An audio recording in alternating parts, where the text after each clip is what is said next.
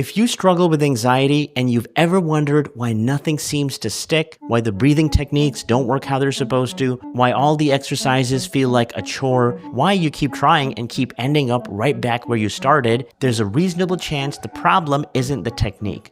It's the foundation underneath it. In the last video, I explained research showing that poor sleep doesn't just result from anxiety, it drives it. If you haven't watched that one, I'll link it below. But you don't need it for today. Today is about what to do. I'm a clinical psychologist and I'm gonna walk you through the single highest leverage sleep change you can make for anxiety. There are a lot of sleep tips out there. Most of them are fine. But in my experience, if you only do one thing, this is the one. It's the change that makes every other sleep intervention and every other anxiety tool actually work the way it's supposed to. And you can start tonight.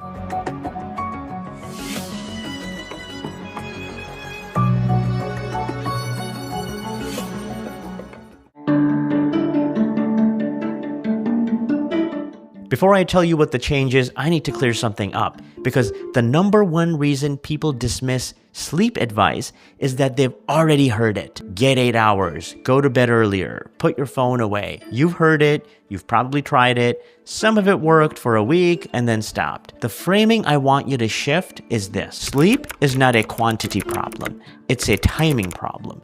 Most people focus on the number of hours and ignore the thing that actually determines whether those hours do their job, which is when they happen and how consistent that timing is across days. Your body runs on an internal clock. And when that clock is organized, almost every other sleep variable becomes easier to solve.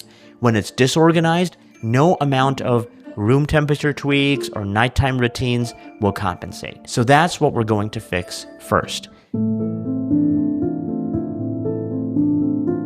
The single most important thing you can do for your sleep, and I say this with confidence based on the research and what I've seen in practice, is to wake up and go to bed at the same time every day, including weekends. I know that's not what you want to hear, but let me explain why this matters so much, because once you understand the mechanism, you'll take it seriously. Your body runs on what's called a circadian rhythm, a roughly 24-hour internal clock that regulates not just when you feel sleepy, but when you release cortisol, when your body temperature drops, when your digestive system is active, and dozens of other processes. This clock is not set by how tired you feel. It's set primarily by two things: light exposure and consistent timing. When your sleep schedule is irregular, you sleep until 10 on Saturday, then force yourself up at 6:30 on Monday, you're creating what researchers call social jet lag. Your internal clock is in one time zone, but your alarm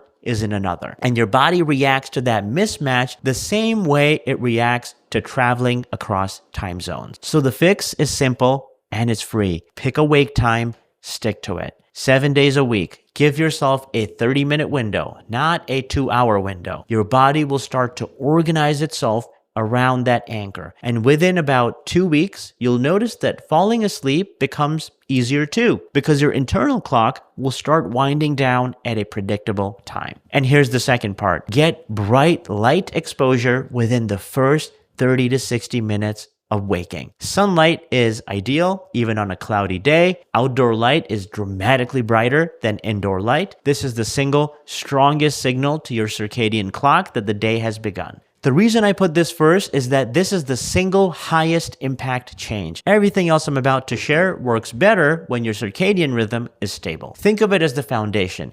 Get this one right, and the other interventions will land harder.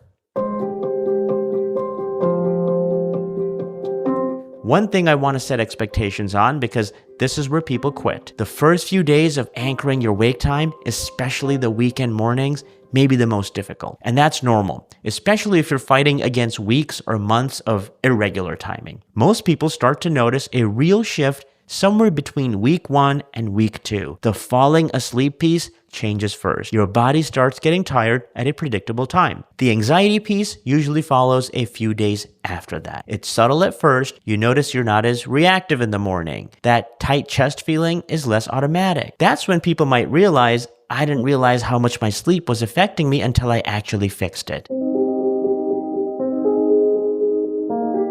Here's your experiment. Pick a wake time, the time you'd like to consistently get up, and commit to it for 7 days, every day, including the weekend. Give yourself a 30-minute window, not a 2-hour window. And within the first hour of waking, get outside for at least 10 minutes, even if it's overcast, even if you just stand on the porch with your coffee. That's the whole experiment. 1 wake time, 10 minutes of morning light, 7 days. And notice what happens, not just to your sleep, but to your anxiety the next morning.